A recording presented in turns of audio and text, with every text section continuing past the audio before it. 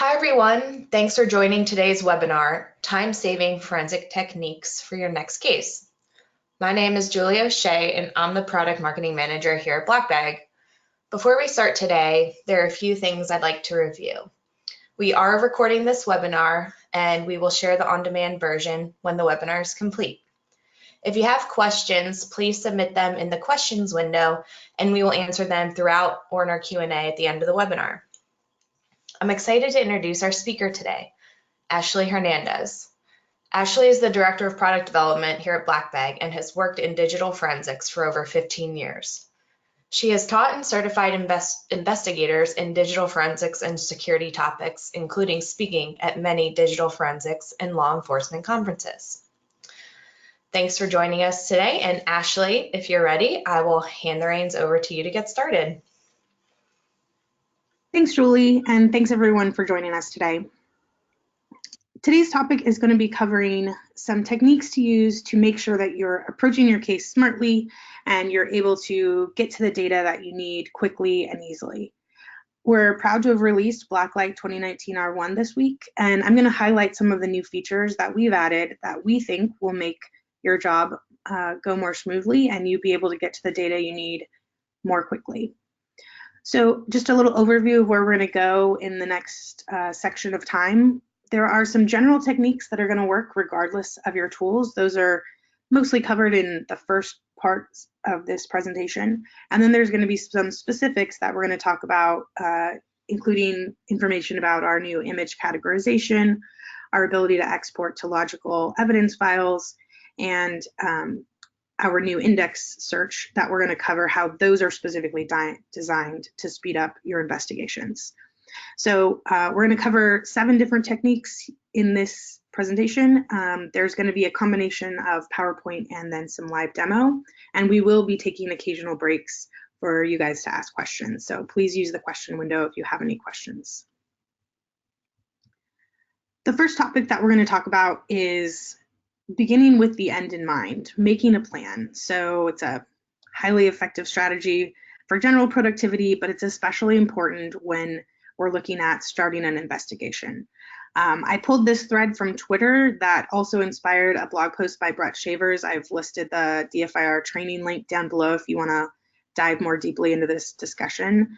But one of the ways that we set ourselves up for success when we're looking at starting a case and making sure we're using our time and resources wisely is by going ahead and making a plan. So knowing what the objectives are for the case, both from the person who you're accountable to, whether that's maybe an internal HR department if it's a corporate use case, or from the district attorney if you're looking at prosecuting specific types of crimes, knowing what their bar is for evidence and what they want to see will really help you kind of keep the end goals in mind as you're looking through how you want to approach the evidence. Also, taking down some notes about the context of the evidence. This could be everything from information you know about the person who owns the device that you're looking at to information about the device itself, like the operating system. As you can see from this Twitter post from one of the folks who started this discussion, they start with the registry, which is a great place to start on Windows investigations, but not as awesome for a Mac investigation. So we want to make sure that we are understanding the type of device that we're working with and things that might be in play, like encryption or other type of pieces that we might need to get past. And the last point are, what are your time constraints? These could be resource constraints, these could be time and cost constraints. Sometimes they're not actually looking for everything, they just want enough to move to the next step. Or there might be places where they don't want to see anything from unallocated, things that have been carved out because those are too hard for them to move forward with on the investigation. So they might have some parameters that can help limit what you need to do. Another example of this would be time constraints with search warrants or others processes where you're only allowed to look at certain amounts of data. So there were a couple other things on the thread. I recommend you go and check out Twitter for some of this active discussion, as well as Brett's post. But just going about finding how you want to start is a great way to kind of set up what you want to do. So I'm going to show a quick example of this in BlackLight.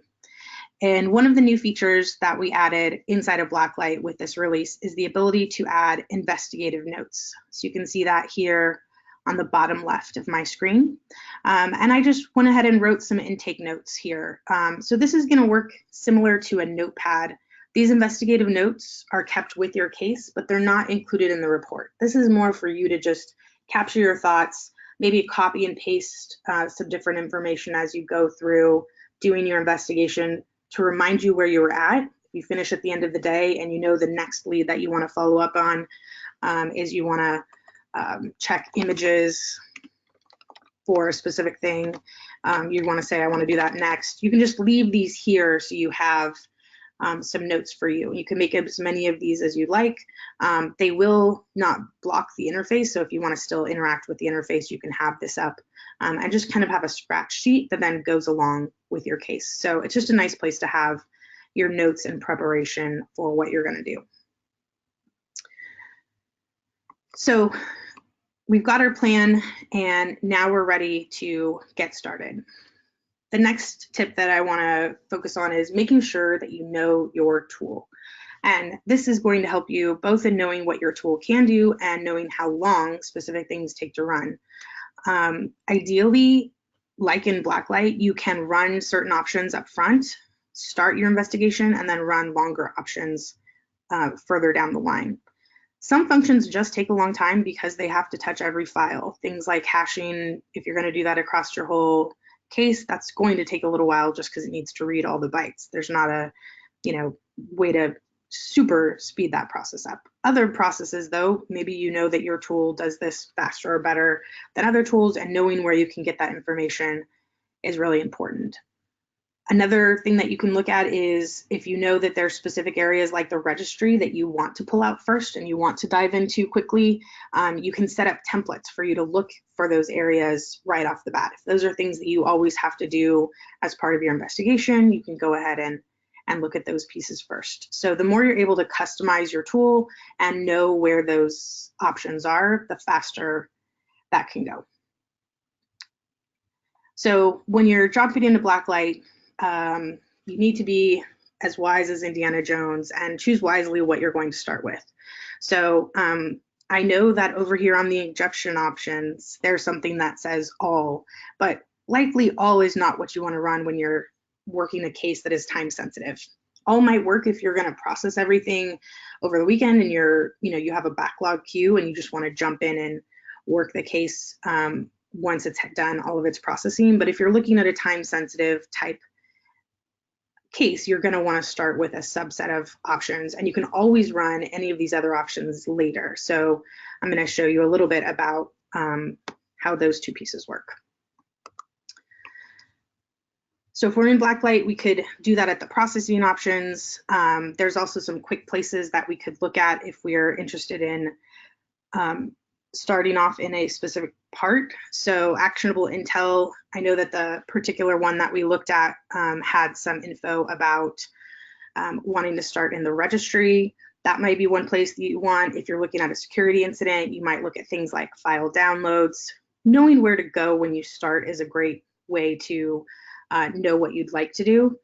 But if you were interested in the registry, one of the items we have here, I have an evidence file that has both a Mac and a boot-camped Windows volume on it, is I could look through, and if I know I always want to get some basic security information about a user, I could go ahead and say that this area of the registry is a significant area for me. So over here on the right, I have the option to say, whenever I do an investigation, I think the user's information in the registry under the CSAM section, even though it might be pulled out by my tool, is something I want to verify. And if I make it as significant, now I can come and look at all the different places in the registry that I think of as significant. And I can look through those automatically to pull out stuff like, let's go ahead and see what the last logged in date was, or when he last changed his password. So I could take this, and again, if I'm just trying to keep some notes for myself, I might go ahead and say, okay, well, I saw that the last logged in date was that. And then I just have it for a note. I'm not necessarily wanting to put that in my report, but now I have a note for that as someplace that I might want to come back to later is when I last saw activity on this machine. So first two steps are make a plan and know how to work your tool to do that plan. So do we have any questions, Julie, about those first two pieces? Yes, so we have a few that came in. The first one, are the investigative notes saved with the case, and can anyone see them if I share the case file? So the investigative notes are saved with the case. They're not part of the report, although you could take these and tag the data that you have in here if you wanted to copy and paste them in, but they are part of the case file. So if you shared the case file, they would get the notes that are there. It's not specific to a user. Great. Can I save my favorite processing options is our next question. Yes, you can save your processing options. So when we look inside of our evidence status here, you can see I've run some on certain files and not options on others. But as part of our case template, so up here we see file, save case template, you can actually choose both to save things like tags, file filters, or searches that you've done. But if you do edit ingestion options, this will let you pick what you want to have starting out the gate for the different items. So if you wanted to have a custom thing where you always ran picture analysis and you did known file identification and hashing, you could go ahead and set those as your default for ingestion options. Thank you. And the last question in this section, are there any options I can't run later? Pretty much all of the options you can run later. So you could choose to increment through any of these options. The one exception is some interesting behavior around APS and unallocated, because that's a special area of the drive. But in general, on most evidence types, any of these can be run later. So start with what you know is necessary and you know how it works and how to use it. And then if there's longer processes, you can usually run those later once you've kind of got a triage of the device that you're looking at. Are we ready to move to the next section? Yes, thank you. Awesome. All right, so the next thing we want to do is narrow down what we're looking at. And traditionally, this has meant filtering, maybe some hash sets. We're going to show how those methods work. But this is trying to focus your attention not on the whole drive or the whole set of evidence, but really looking in on a specific area. So we're going to show just some basic saved filters. I'm not going to build all of these for us live, but we're going to show kind of how that works and how you can make sure you're using your hash sets to exclude anything you already know is on an operating system. It's surprising how much that actually impacts the amount that you're working with. And then we're also going to highlight in this section how you can now use the logical evidence file format to export files. So again, we want to limit how much we're working with and make sure it matches the scope of what we've been asked to do. All right, so coming back in to our view here, we're going to go up to the filter view because we want to work on some specific, looking for specific types of files. So I've actually saved a filter here that has a few different levels. And the first thing you're going to notice is that I've used my hash sets here.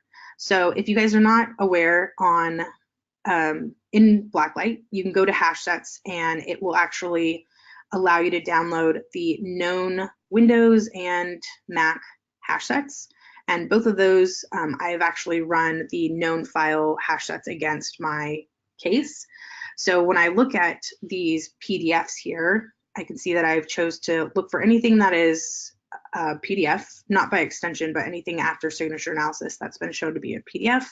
I want to make sure it's not an empty PDF and that it's not an already known file. So I don't want to see things that are known files. So I'm saying all of these conditions are met. It's a PDF, it's not empty, and it's not part of the Windows or Mac operating system. So the first thing I could do with those, you can see there's 117 here. I could choose to select all of them and tag these items. So I could tag these files as PDFs that I need to review, which I actually already did before. You can see them showing up here on the PDFs to review as the items that I've selected. And I can also tell that they're already tagged because I can see the tagged item column here shows that these ones are tagged. So I could do that for PDFs to look at those. I could also say we have a lot of these common things here. So maybe you're looking at an image-based case, or you're working a case where you're looking more for documents. Here I've got Office documents, which are separate than PDFs. I could filter for those.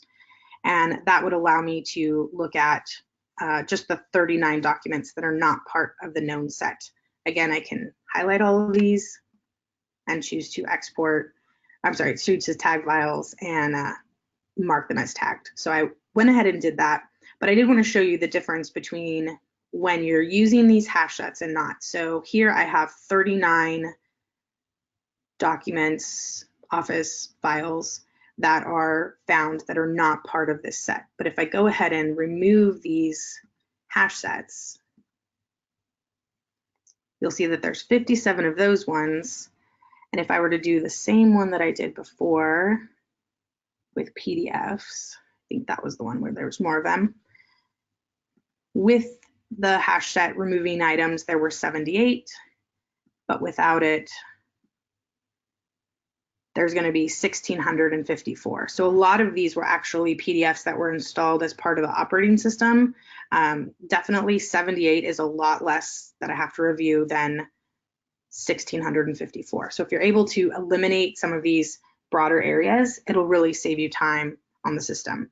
And you guys can create additional hash sets beyond just the ones that we ship with, but those are ones updated for both the Mac and Windows system. Another thing that we can do is go ahead and combine items that we've tagged. So I'm going to make a new filter here. And we have this tag name. And I'm going to say I want to tag or anything that has the PDFs. Maybe I want to go ahead and work with both the PDF tags and the ones that were the Office files. And I want them to be, instead of in both, it's a PDF and an Office file. That likely isn't going to happen. I want to make sure that it's either in the PDFs tag or in the Office tag.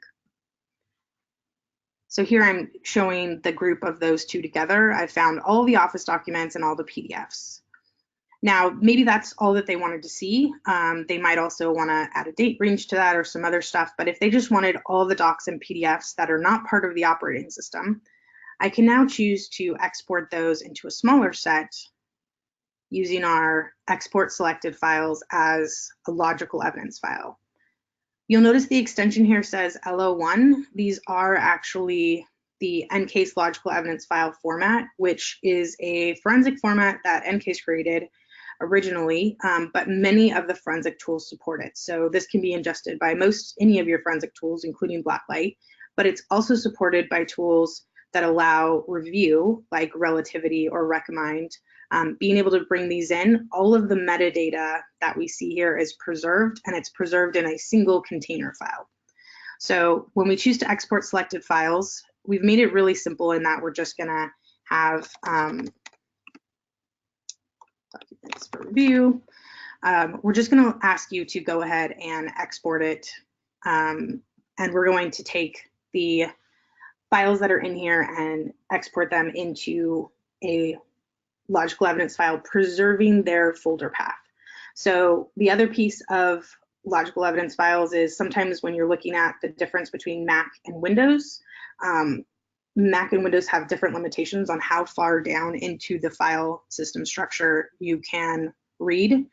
So by having it within a container, kind of like if you were to have it inside of a zip, you can actually have those structures preserved as they were originally on the disk. So if you export from the filtered view, even though you haven't chosen to export the whole folder structure, you can go ahead and still preserve it, because that's going to automatically preserve the folder structure when we export lefts. We're going to assume that you always want that. That would be the same as if we moved over onto the browser view and maybe you just wanted to export the users directory. You could go down to the users directory and again choose to export the following files as a logical evidence file, and then just bring those in as you would any other logical evidence file that you've worked with. Any questions on the logical evidence file stuff? Julie? Yes, we have had a few questions come in. So the first one is, are the logical evidence files encrypted? So by default, we do not, or actually in our implementation, we do not allow for encryption of logical evidence files. So you're not going to be able to do encryption within the file itself. You could always put it on an encrypted drive or put it within a container that you've encrypted. And the next question we have is, what type of files can I export to logical evidence files? And does it support email? So currently in this iteration, we only do files like you would see on the file system, not files extracted during parsing like emails within PSTs. Now Mac's a little different because EML and EMLX files sit on the file system as they are. You could export those because they're single files, but say you're looking for data that was parsed out of an index.dat file, that is not going to be exported currently in the logical evidence file. We would end up exporting the index.dat file or the whole PST at this point. So we do know that that's a request, and we'll be looking at that a little bit later down the road. And the last one that came in about this section, which tools support importing logical evidence files? So I mentioned a couple of the review tools, which are relativity and recomind, but I do know, of course, Encase supports it. I believe Xways does, and some of the other forensic tools that you might have. The logical evidence file format reading, many of the tools do create. But this is our ability to actually create those as opposed to read them. So that is new for BlackLight for us to do the creation. And a note of clarification, since I saw a question, are we creating the LO1 or the LXO1? Encase has done an update to their standard called LXO1. We're just doing the base support for the original logical evidence file, the LO1 format. That's why you don't see an option there, but to choose between LO1 and LXO1. Great. Any other questions? I think that's all for this section. Okay, perfect. All right, so we've narrowed down our scope. We could bring in those logical evidence files. Maybe you just want to make a logical evidence file of all the graphics. That would be one way that you could filter down to what you're looking for.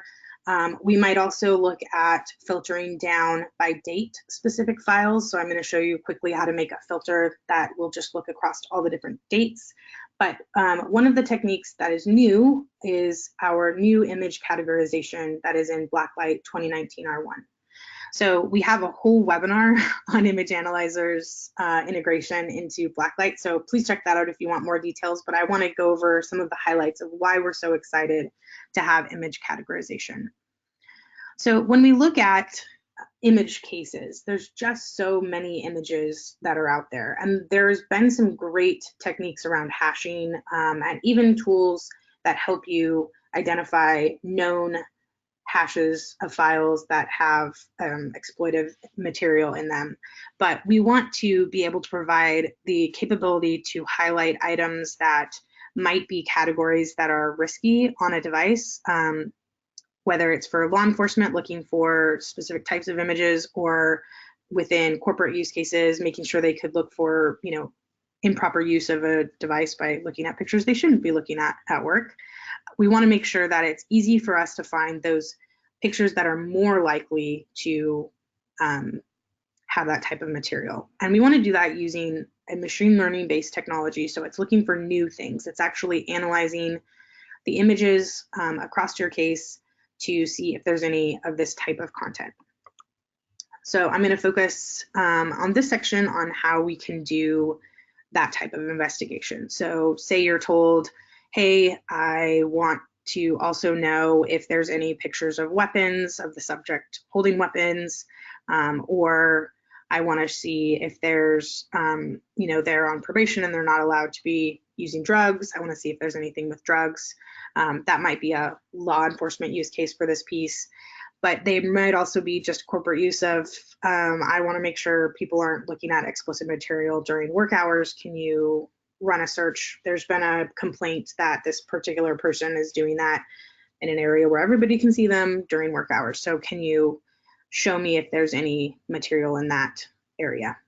So one of the things that we did actually improve beyond just our ability to add image analyzers, we've done some rework here just to make it a little simpler when we're reviewing pictures. Now pictures is our first tab, but you'll see that we have the ability to now sort and bring up to the top of your investigation specific risky categories. So if you are law enforcement and you want to see if there's any pictures of weapons, whether it's a shooting event that you want to see if there's information more on their system, or as I mentioned, maybe images of drugs, these are the categories that we currently have.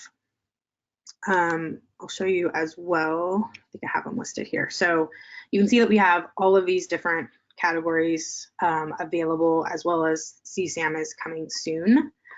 And you can select them from this dropdown. So I'm going to sort by weapons first. And then I could choose to either tag these items. There is always the way for you to tag, especially if you're reviewing specific type of images. Adding additional tags for each type of violation allows you then, once you're going to produce it across multiple by doing that filtering where you stack your tags. And then you could say, well, I want to see all that were category 1, 2, 3 of the different types of filters. So one of the tricks to doing selection of these a little more fast or a little more quickly is you can do the sticky select, which will let you select pictures without having to hold down any shifts. So that's available in the gallery view. But as you can see, these categories really do help you bring up those images. I didn't have to narrow down my case by date range or look in specific folders. These were able to bubble up to the top. So Image Analyzer is going to continue to improve their models. So you're going to get updates to our support for these categories, as well as adding new categories as we go along. But I think if you try running through these, you're going to be very happy with how well these identify different categories of threats. Some of them are a little more complex, so you're going to maybe get more accurate results for things like weapons, which are easier to identify, whereas extremism is a little more rare, and those might be more difficult. But that is one thing that we're hoping will help, especially for investigators who have to look at all of those images that they may not want to be looking at. You can always still filter out the items that were in the known hash set. This one, none of these are in the known hash set, but we can always choose here to apply a filter from our filters view. So if you had under your file filters view running that hash set, so anything in the known hash set would be eliminated from this view, you can go ahead and choose to run that on top of it. So that'll even reduce more the number of images that you need to check out. All right, Julie, any questions on that section? Yes, we had a lot of great questions coming in about this feature. What are some new categories that will be coming? So I mentioned the CSAM, the exploitive material piece is one that is going to be coming for the children's images. We've also had requests for documents of identification for items around currency. So those are some of the most popular requests that we get right now.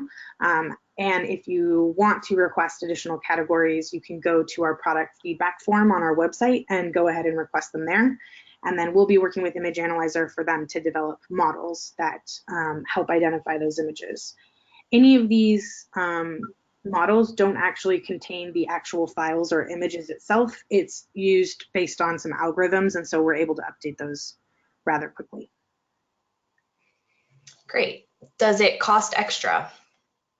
So Image Analyzer and the image categorization is built into everyone who is current for BlackLight. So if you've downloaded 2019 R1, it is there, and you don't need to do anything else to make it work.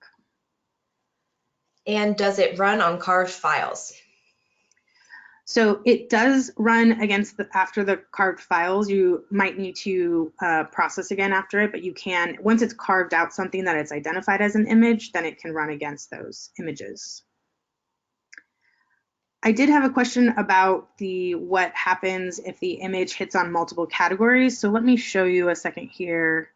The metadata information will have it down on you can either do it here on the bottom left or in the metadata down below. So this one hit 100% on weapons. If one of the algorithms hits 100%, it's not going to do the rest of the algorithms against it because it says it's 100% that particular category.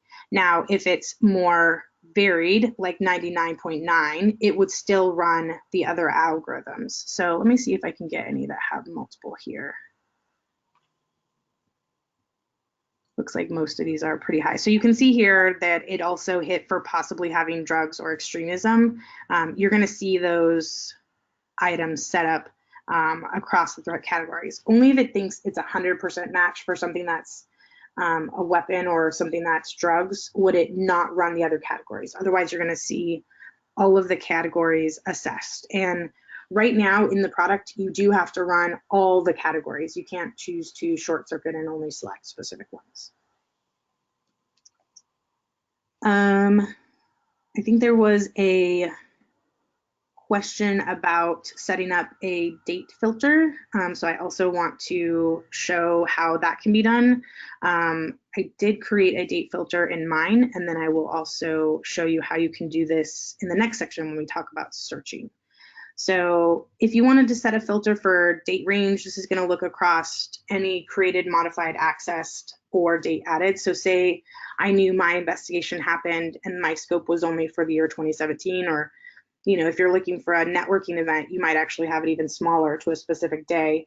But you can run this filter, which this one's going to return a lot more files. So if I were to narrow down this, I might create a logical evidence file of it, but it would, oh, well, I ran it on a small evidence set. So it only had dates in this particular range. I could choose to tag these and say, okay, these are just the files within this date range. And then I can add to that additional filtering if I want. I think that was part of the question. But once you have this built in, when you go to the media view, now you can choose to run that current file filter, and it's going to narrow down my pictures to things in that particular date range. So you can combine the filtering with the image categorization. You can do those things together. And then, excuse me, those were part of the saved searches that were saved when we did the save case template. So you could choose to save those as part of a template. All right.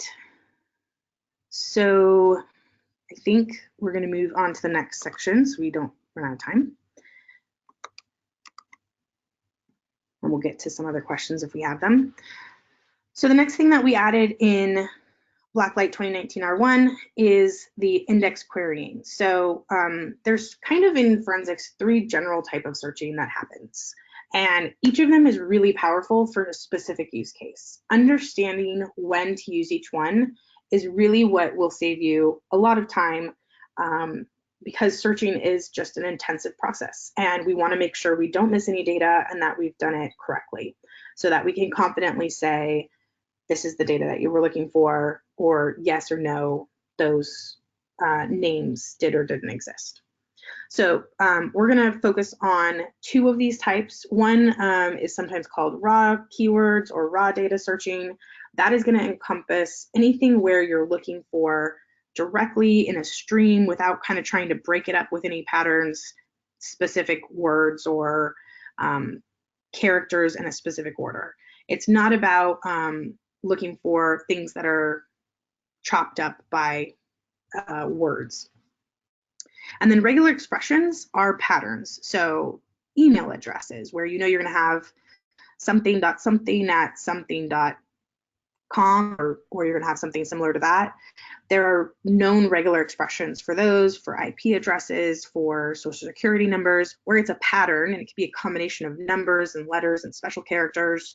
Those are all done through kind of more like the raw keyword searching, but a layer on top of that is called regular expressions. And then the last type of searching, which is new for BlackLight in this latest release, is index querying. So with index querying, we'll talk about the advantages and how that works in the next couple slides. So let's go over why raw keyword searching has been the preferred and most thorough option that we have available. Raw keyword searching is the type of searching you do against a drive where you want to look at every single character in a row and see if it matches what characters you're sending it. I want to find A, B, C, D, E all together in that order on the drive, regardless of if it's in unallocated space or slack space or part of the metadata. I want to find all of those characters as I've set it. And I don't care if there's a space after it or more letters after it. I just want to see those characters in a row. So you can search anywhere on the drive with keyword searching typically.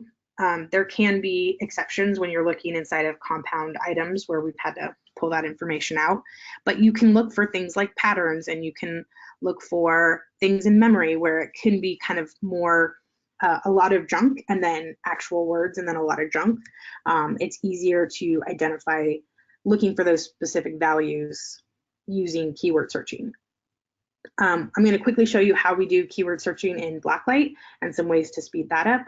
But the only limitation on keyword searching is every time you want to look for something new, you're going to have to run that against the whole drive itself. So if you have 100 keywords that you run up front that you always run on a case, you put those into the keyword search and it will look everywhere for them.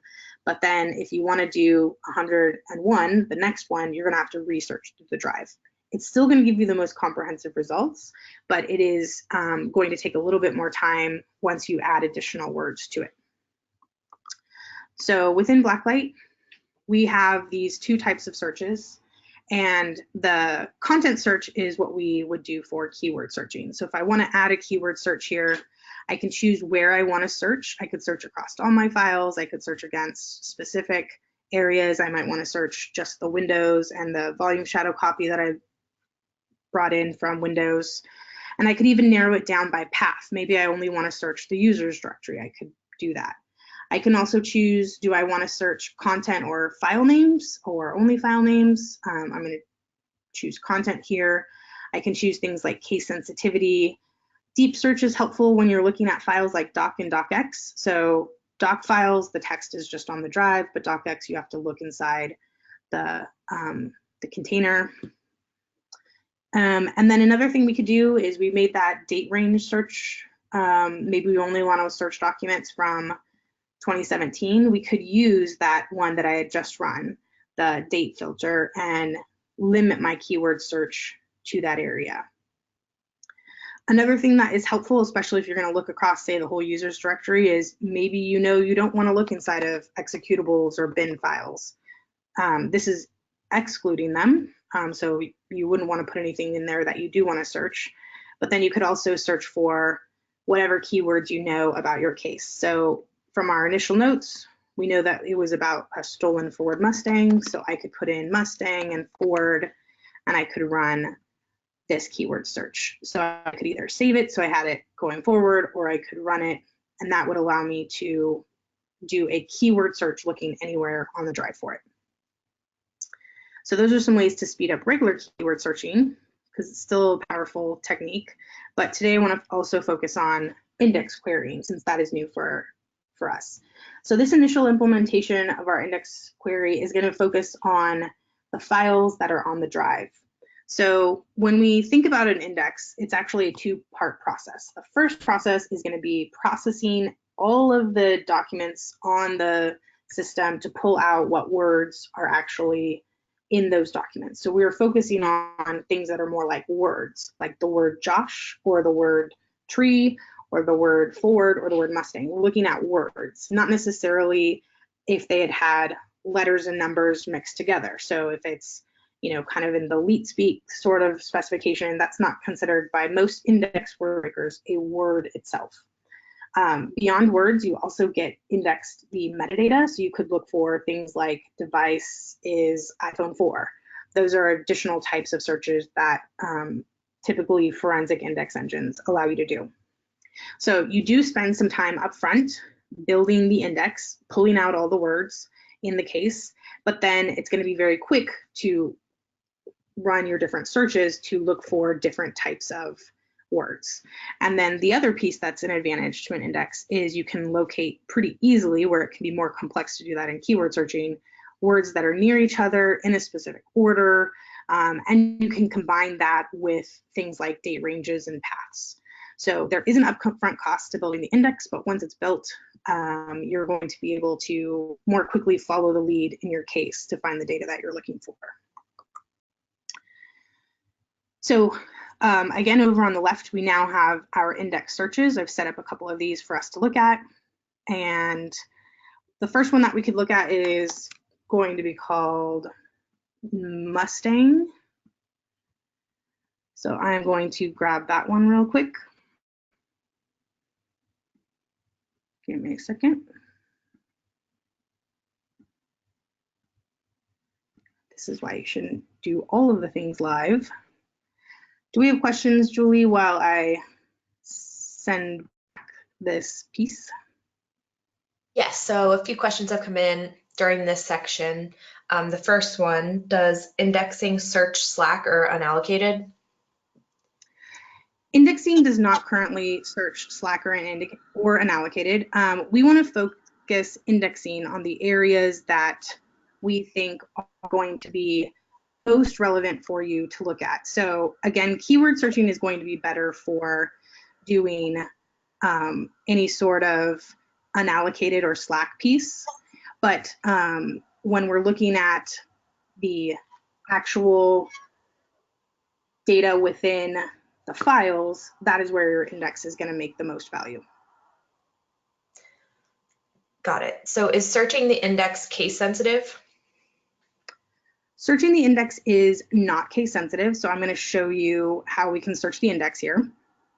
So I have my saved search here, and I have my terms, but you'll notice that Mustang has a capital M and Ford has a lowercase f. So if I run this query, I'm going to be able to see things that have the word Mustang or the word Ford, and I can highlight multiple of these files, and then I'm going to see them down in the hit context down below. So I can see here Ford and Mustang are both highlighted, and I can see that those words are in the files. So I can actually highlight multiple of the files. This is individual files that are responsive, and then I can go through the hits themselves down in this middle section with seeing previews of that particular area. So those are ways that you can look for files that have either the word Mustang or the word Ford. I did mention we can also look across more complex pieces. So the operators that we have are and, or not, and then you can group things together using the wraps. So if we were looking for our created date or modified date or access or changed, and we wanted to do it in a particular path and make sure the file size was larger than 1 and it had Mustang, we can actually combine all those pieces together and run it in one section. And then we can go ahead and, again, highlighting one will give you just that hit. If you highlight multiple files, you'll be able to search across those files for any of the hits. And the last piece that we can do is looking for things within a number of words of things. So if I want to look across Facebook or Josh, I can actually look for things within so many words of the other. So this allows me to say, okay, I want to find the word Josh within 5 words, each of these being considered a word, to look at them together. So there's a lot of different complexities to indexing. One of the things that we've provided is a cheat sheet for how the operators work. And that is also available for you in the release notes. There was a question about which index is used, whether it was DT search based or Lucene based. This is a Lucene based index. It is our own implementation of it, and you'll notice that any of the Lucene or Elastic searches query language, if you're familiar with either of those are going to be similar to what you're going to be using as far as our searching. Were there any other questions, Julie? Yes, so how large are the index files and how long does it take?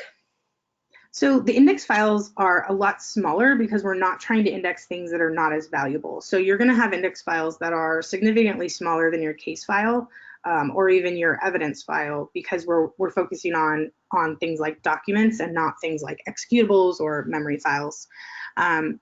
As far as speed, that's always variable. I think if you try it, you'll be pleased with how quickly it does run, but indexing up front is going to take you a similar amount of time to, say, like a keyword search, maybe a little bit longer than that. And then once you do the queries, you can quickly go through queries of data without having to wait. Great. And how about saving index searches? Can users save them? Yeah, so every one that I've added here, I can go ahead and choose to create and save another one. So if these were ones that I'd actually had saved in the case. And then if I want to add a new one, I can go ahead and add a new one. And once I name it, it will be saved here. If you want to copy any ones that you already had from other cases, those will be available for you as well. Great. And the last question from this section that we'll focus on, can I exclude files from being indexed? So right now, we don't do any exclusion in the index options. So when you looked at the evidence status for indexing, it's pretty much off or on. You're going to be indexing the files on the file system. The only way to really accomplish that would be to filter down which files you wanted to index and make a logical evidence file of those and then bring those in. And that would allow you to just search those files themselves. That's great. Thanks, Ashley. All right. All right, so the next part that we can look at is, as a time-saving technique, is to make sure that you hand off data early that will help make you be able to narrow in your case, or also get other people started so that they can give you more details back. So this can be especially helpful in mobile cases, but it can also be helpful on a regular case when you get a request for something unreasonable, like I want to review all of the documents, text files, PDFs, etc., from 500 machines. If you can show them a report that says that's 10 million files, they might come back and say, okay, I don't want all of those, so let's go ahead and narrow down what I'm looking at. So there's a couple ways that we can do that. We can look at the actual information about the device to give them an overview of, hey, this is about how much data is listed for this particular device.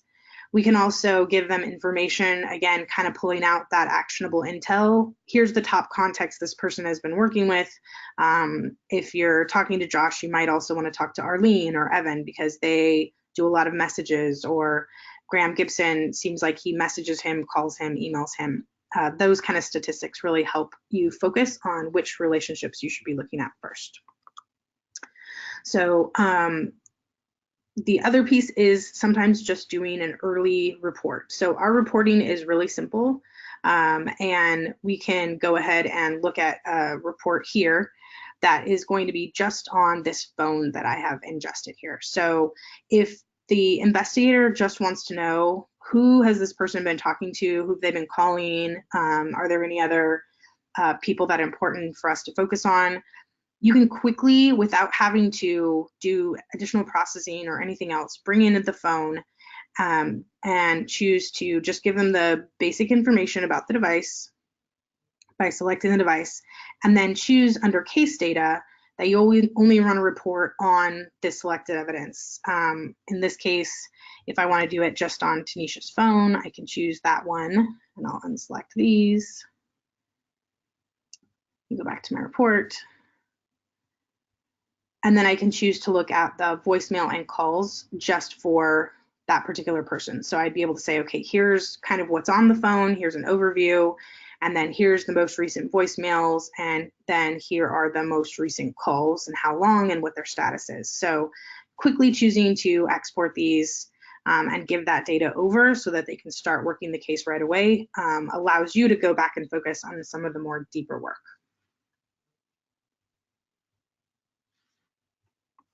All right, Another way is to just prioritize which device you're looking at first. So again, you may want to determine which machine is the hottest, which one is the one that you want to look at first. We talked about content ratios, but you might also want to look at a timeline of activities. Have they used which apps have they used most recently?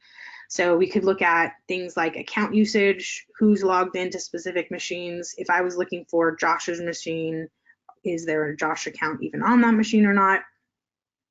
Also things like file downloads, we covered that earlier. Having a list of your favorite places to look at depending on your case type will really help, and you can always filter it down by a time range. So if you just want to look in a specific time range to just help narrow it down, you can do that using some of the built-in filtering and artifacts that are extracted. So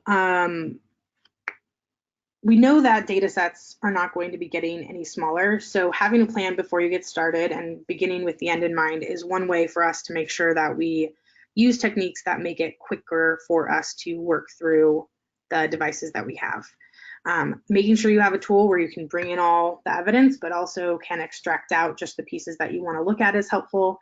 And then heavy use of filtering and tagging really help you narrow your focus. The better you know your tool and the more you set up some of those preferences, like we had the filters here, or having some of those date preferences built in, the categories built in, the more you know about your tool, the better you're going to be able to quickly move through your case. So spending the time to know how it works, know what things take more time, and then sharing that information with other investigators, whether they're on your own team and you say, hey, if we have this type of investigation, use this case template because it's going to help you get data faster, really helps us focus on which devices are important. So were there any other questions, Julie? Yes, we've had a lot of great questions come in, so I'll focus on a few right now, and then we will respond to everyone individually after. I want to just be mindful of the top of the hour mark. So what report formats are available? So we can see which ones are available right here. You can go out to HTML, PDF, docx, text, CSV, all of those work to be able to export to. Great. And when will all these features be available? So all of these are available in BlackLight 2019 R1. So you guys should be able to use them right away once you download the new build. So if you go to our software downloads, they're available there. And all of these are also covered in a little bit of step-by-step in our blog post, as well as in the release notes. So I highly recommend, especially for the index, all of those pieces are covered in the release notes. Excellent. Well, Ashley, thank you for walking us through all the latest features in BlackLight and showing us how examiners can find the most relevant information as quickly as possible. Again, if you submit a question and we didn't get a chance to answer it live, a member of our team will reach out and follow up with you individually. I've seen a few questions come in about the recording, and yes, we will be sending this out once it's available, so stay tuned. If you're interested in learning more, like Ashley said, we have a blog where we outline a lot of this as well as our products and services, but you can also email sales@blackbagtech.com. And don't forget to follow us on Twitter, Facebook, YouTube, and LinkedIn, and subscribe to our blog. Thanks again, Ashley, and thank you all for joining. Have a great day.